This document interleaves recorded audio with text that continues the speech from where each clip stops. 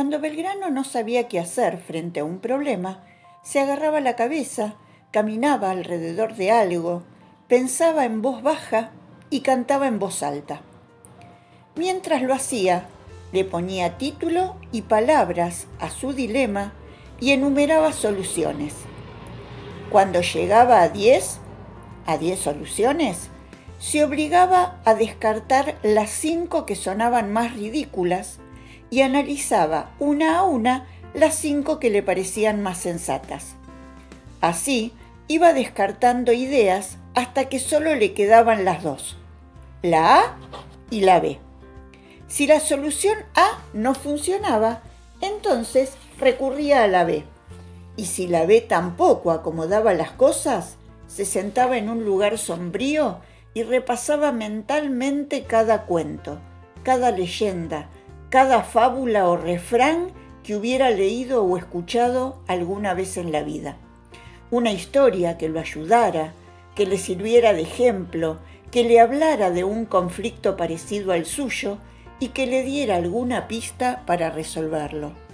La cuestión es que aquel día de agosto de 1812 quedaba muy poco tiempo antes de que los realistas irrumpieran furibundos en el valle, así que Belgrano, para apurar la retirada, no tuvo más remedio que saltearse la primera parte de su método, ese de buscar soluciones dando vueltas, y de entrada nomás se concentró en los cuentos.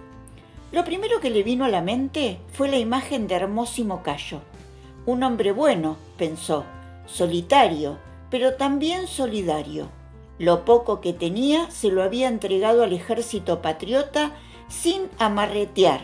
Se preguntó, entonces, ¿por qué, ante tamaño peligro, como lo era el inminente ataque de los españoles, no querría ser más colaborador y abandonar su rancho, como el resto de la gente? Y en cierta medida se lo respondió. Allí estaba su vida, sus árboles, la madera que le daba forma a sus esculturas. El problema no era el viejo. Belgrano lo sabía. En última instancia, ese hombre tenía derecho a dejarse achurar. El tema era lo que su decisión desataba, esa cadena de amores que, desde su hija Escofina en adelante, afectaba a todo el pueblo jujeño. Lo dejaba varado, expuesto a la crueldad con que el ejército español los atacaría, porque así era como entraban los realistas a cada ciudad del virreinato que pretendía recuperar, a sangre y fuego. Y por eso Belgrano quería cortarles el paso, sacar a la gente de allí y dejar a los godos en una especie de desierto, sin agua, sin comida, sin nada que saquear, sin nadie a quien atropellar. En eso pensaba el general cuando de pronto recordó un antiguo cuento del Japón, uno en el cual la difícil decisión de una persona, una sola, conseguía salvar a un pueblo entero. Sí, se dijo Belgrano, en la acción de un solo hombre puede decidirse la vida de toda una población o su entierro, reflexionó, porque en el caso que a él le preocupaba, el capricho del artesano dejaba a muchos jujeños condenados a morir. Ahí nomás se metió en el rancho, buscó a Hermósimo Cayo, lo encontró en el fondo, puliendo una pieza de algarrobo, y antes de preguntarle cómo estaba, qué le pasaba o siquiera saludarlo, se acomodó frente a él y empezó a contarle esta historia. El viejo guardián. Hace muchísimos años, en la cima de un monte de Japón, John vivía con su abuelo, a quien todos conocían como el viejo guardián. Tenían una casita en la montaña, en medio de los campos de arroz, que a veces, bajo el brillo del sol, se confundían con una inmensa alfombra dorada.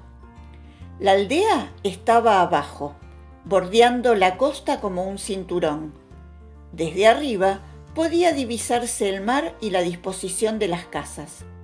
Eran blancas, chiquitas y parecían habitadas por hormigas en vez de personas. Entre el pie de la montaña, donde estaban las casas, y la orilla del mar, solo había una franja de arena en la que se estacionaban pequeñas embarcaciones.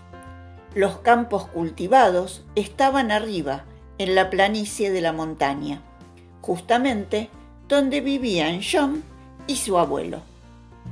El abuelo de John era el guardián de los arrozales, el encargado de cuidar que los campos de arroz de esa gente que vivía en el pueblo estuvieran siempre bien regados. Era un hombre bueno, calmo, justo, como usted, don Cayo, como usted. ¿A dónde quiere ir, general? Con todo respeto se lo pregunto. Se bebió un mate y le sigo contando. Un día como tantos otros, estaba el viejo guardián mirando el horizonte cuando de pronto vio una especie de nube negra que parecía brotar desde el agua y elevarse hasta el cielo. Miró intensamente unos segundos y volvió a su casa gritando: «John, John, necesito que traigas del fuego una rama encendida. ¡Rápido, rápido, que no hay tiempo!». John no entendía por qué su abuelo le pedía semejante cosa, pero obedeció y en un instante le acercó una tea. Fue entonces cuando descubrió que su abuelo tenía otra rama encendida en la mano y que corría hacia el arrozal más próximo. «Abuelo, ¿qué estás haciendo?», preguntaba desesperado mientras marchaba tras él. «Rápido, John, hay que prender fuego los campos, ya mismo». Por un instante, el joven pensó que su abuelo se había vuelto loco y se paralizó. Pero enseguida pudo reaccionar y obedeció. Hizo lo mismo que el viejo. Tiró la antorcha sobre las espigas y dejó que las llamas iniciaran su trabajo. Primero un fuego débil retorció los tallos disecados. Después, altas llamaradas rojas hicieron que el arrozal se transformara en una hoguera enorme y despiadada. La montaña entera parecía estar ardiendo. El humo subía al cielo como en un abrazo desaforado. Los dueños de los arrozales, es decir, los que vivían en el pueblo, vieron desde abajo cómo sus campos se quemaban y, dando gritos de rabia, empezaron a trepar al monte. Hombres y mujeres subían a la montaña con los niños en la espalda para ver si podían apagar el fuego. «¿Quién fue?», preguntaban a los gritos. «¿Quién incendió nuestros campos?». «Fui yo», dijo el viejo guardián con serenidad, mientras John no paraba de sollozar. «¿Pero por qué?», le gritó un hombre furioso mientras otros campesinos rodeaban al viejo en actitud amenazante. «¿Por qué?». Entonces el guardián se dio vuelta y extendió la mano señalando el horizonte. En ese punto de la historia, Belgrano también extendió su brazo, pero señaló la dirección por la que entrarían los realistas. «Miren allá», dijo el guardián, y todos volvieron la cabeza hacia donde el viejo señalaba. Al fondo, a lo lejos, donde unas horas antes la superficie del mar había sido plana como un espejo, se levantaba ahora una pared de agua que terminaba en el cielo. Una ola oscura y gigante que avanzaba hacia la costa. Hubo un momento de horror, pero nadie gritó. Quedaron todos paralizados.